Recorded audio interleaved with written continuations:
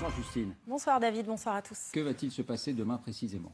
Eh bien effectivement, Le Monde révèle qu'Agnès Buzyn est convoquée demain matin à 9 h par les magistrats de la Cour de justice de la République et elle pourrait être mise en examen pour 2 motifs. Abstention volontaire de combattre un sinistre, mais aussi, et cela marque un nouveau palier, mise en danger de la vie d'autrui. Cela signifie qu'il y aurait pu y avoir une violation délibérée d'une obligation particulière de prudence et de sécurité. Oui, mise en danger de la vie d'autrui, si c'est le cas, si c'est un des chefs de mise en examen, c'est vrai que ça ne passerait pas inaperçu. Sur quoi enquêtent les juges précisément, Justine? Eh bien d'abord sur une possible dissimulation d'Agnès Buzyn. À la fin du mois de janvier 2020, elle déclarait ceci, écoutez.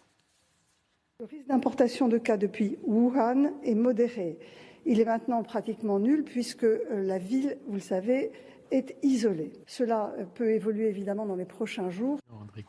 Or, environ 2 mois plus tard, alors qu'elle a quitté le gouvernement et après son échec au municipal à Paris, son discours n'est plus du tout le même. Quand j'ai quitté le ministère, je pleurais parce que je savais que la vague du tsunami était devant nous. Et elle poursuit, je pense que j'ai vu la première ce qui se passait en Chine. Le 20 décembre, un blog anglophone détaillait les pneumopathies étranges.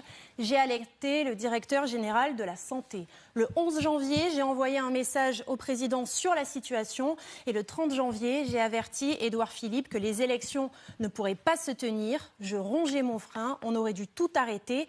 C'était une mascarade. Que savait vraiment Agnès Buzyn? A-t-elle sciemment menti dans sa déclaration du 24 janvier? Même si vous l'avez entendu, elle a ajouté que la situation pouvait évoluer. Sa mise en examen devrait donc permettre de répondre à ces questions. Est-elle la seule concernée par ces enquêtes?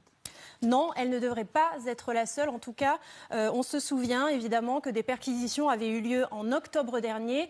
Et selon Gérard Davet et Fabrice Lhomme, son successeur, Olivier Véran, pourrait aussi être convoqué dans les prochains jours. Et ce pourrait aussi être le cas d'Édouard Philippe, ancien Premier ministre, de Jérôme Salomon, directeur général de la Santé, et de Sibeth Ndiaye, ancienne porte-parole du gouvernement, autour d'un sujet en particulier, les masques. Ils sont soupçonnés d'avoir dissimulé la pandémie en expliquant qu'ils n'étaient pas indispensables. Combien de plaintes à ce jour sont déposées auprès de la Cour de justice de la République?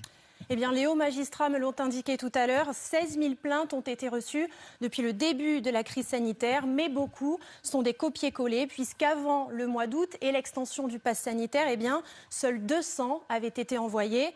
Et à ce stade, 9 plaintes sont jugées comme recevables par les magistrats. Merci Justine.